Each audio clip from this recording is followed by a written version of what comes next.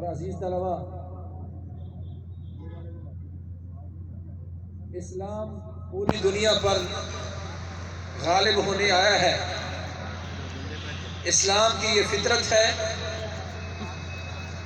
کہ جب سے محمد کریم صلی اللہ علیہ وسلم نے اس دعوت کا آغاز کیا تو اس کے بعد مسلمانوں کی تعداد مسلسل بڑی ہے اور بڑھتی رہے گی، کہ رسول اللہ صلی اللہ علیہ وسلم نے ہمیں یہ خوشخبری سنائی ہے، لا يبقى على وجه الارض بیت وبر ولا مدر الا ادخله الله کلمۃ الاسلام بعز عزیز وذل ذلیل۔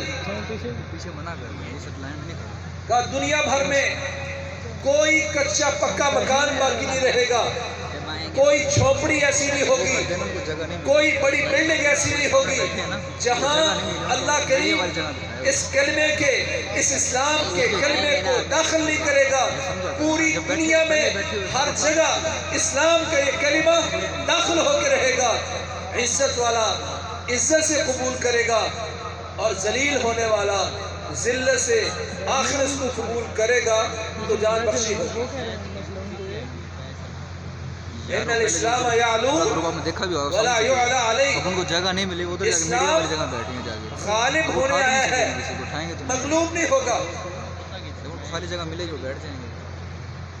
البتہ یہ انسان کی اور مسلمان کی عجیب فطرت ہے کہ وہ مسلمان اپنی غفلت کی وجہ سے، اپنی کمزوری کی وجہ سے، اللہ سے دور ہونے کی وجہ سے وہ کچھ عرصہ ٹھوکریں کھاتا ہے، ذلت اس کا مقدر بنتی ہے، اور ٹھوکریں کھا کر اللہ کے دین کی طرف لوٹے گا تو عزت اس کا مقدر بنے گی۔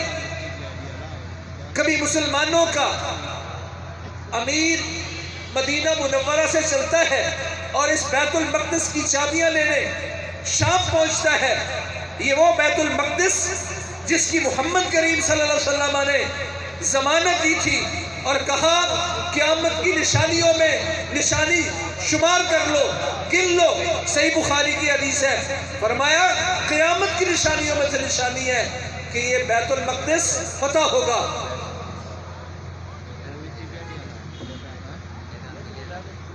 قیامت کی نشانیوں میں نشانی گنو کہ بیت المقدس فتح ہوگا۔ حضرت عمر رضی اللہ تعالیٰ کے دور میں فتح ہوا، صلاح الدین ایوبی نے پھر سے اس کو مسلمانوں کا خطہ بنایا، اور یاد رکھو قیامت سے پہلے یہ خطہ مسلمانوں کا ہوگا۔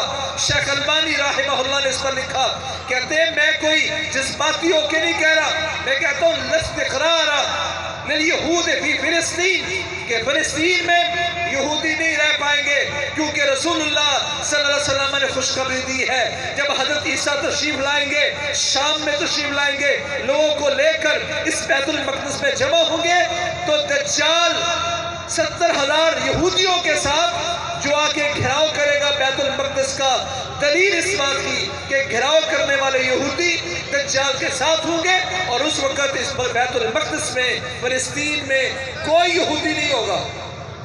اور یہ بات اس لیے یقینی ہے کہ اس وقت جو مسلمانوں نے کام شروع کر دیا یہ بھی پیارے پیغمبر کی خوشخبریوں میں خوشخبری تھی، اور میں لا تقوم الساعہ، قیامت نہیں آئے گی۔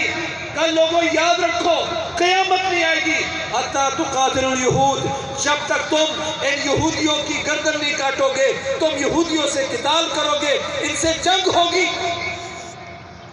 کیسی جنگ ہوگی کہ یہ دنیا کی بدترین مخلوق، شرار خلق اللہ، اللہ کی مخلوق میں جو سب سے بدترین لوگ ہیں، ایسے بدترین کہ زمین میں ان کو رہنے کا حق نہیں دیا جائے گا۔ حتی یقول الحجر الذی وراءہ الیہودی، یہاں تک کہ کسی پتھر کے پیچھے، کسی درخت کے پیچھے کوئی یہودی چھپا ہوگا، وہ درخت بولے گا، وہ پتھر بولے گا، دنیا کی وہ مخلوقات جو بولتی نہیں ہے، اللہ انہیں زبان بخشے گا، مسلمانوں کو پکاریں گے، یا عبداللہ یا مسلمو، او اللہ کے بندے، او مسلمان، میرے پیچھے یہودی چھپائے، اور آ کے اس کی گردن کاٹ۔ یہ دلیل اس بات کی کہ مسلمان جب جہاد کریں گے مسلمانوں کے ساتھ کھڑی ہوگی اور وہ کھڑی یہود کے خلاف ہوگی۔ اللہ کے نبی نے فرمایا اول هذا الامر نبوت و رحمہ ثم يكون خلافت و رحمہ ثم يكون ملک و رحمہ ثم يكون امارت و رحمہ ثم يتقادمون علیہ تقادم الحمر۔ یہ اللہ کے نبی فرما کے گئے ہیں اور کتنا سچ فرما کے گئے ہیں۔ ہم تو پہلے ہی کی رکھتے تھے، پر دنیا آج اپنی آنکھوں سے دیکھ رہی ہے، کانوں سے سن رہی ہے کہ اللہ کے نبی نے فرمایا تھا اس دین کا آغاز ہوا نبوت و رحمت سے، پھر خلافت و رحمت، پھر ملوکیت و رحمت، پھر امارت و رحمت، ثم یتقادمون علیہ تقادم الحمر۔ پھر لوگ اس حکومت پر ایسے لڑیں گے جیسے گدھے لڑتے ہیں۔ جن خطوں میں آپ رہتے ہیں اس حدیث کا یہاں انتباہ کر کے دیکھیے، قال ثم یتقادمون علیہ تقادم الحمر۔ پھر لوگ اس حکومت پر ایسے لڑیں گے جیسے گدھے لڑتے ہیں، اور جب گدھے لڑتے ہیں ایک دوسرے کے پیچھے دوڑتے ہیں، دلتیاں مارتے ہیں، کسی کا کان منہ میں آ تو وہ چبا لیا، نہ کوئی اپنا خیال نہ کسی اور کا خیال۔ پر یہ جب ایک دوسرے کے پیچھے بھاگتے ہو رہے ہیں، ان کے سامنے چارہ ڈال دیں، ان کو پھک ڈال دیں، سب مل کر کھانا شروع کر دیتے ہیں، لڑتے رہیں گے۔ جب مفادات کی باری آئے گی سب مل جائیں گے، کرسیاں بانٹیں گی، یہ تیری چیز اور وہ میری چیز۔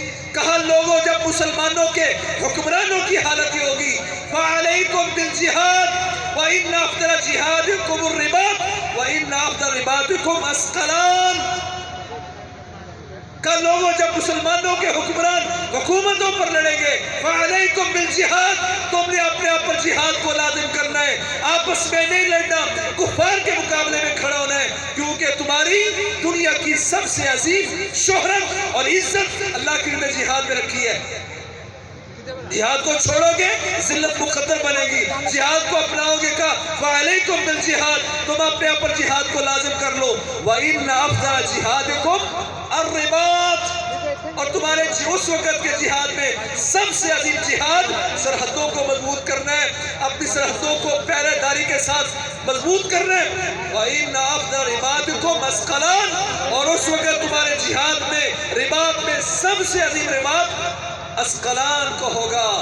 اسقلان کہاں ہے؟ اسقلان یہودی کے قبضے میں۔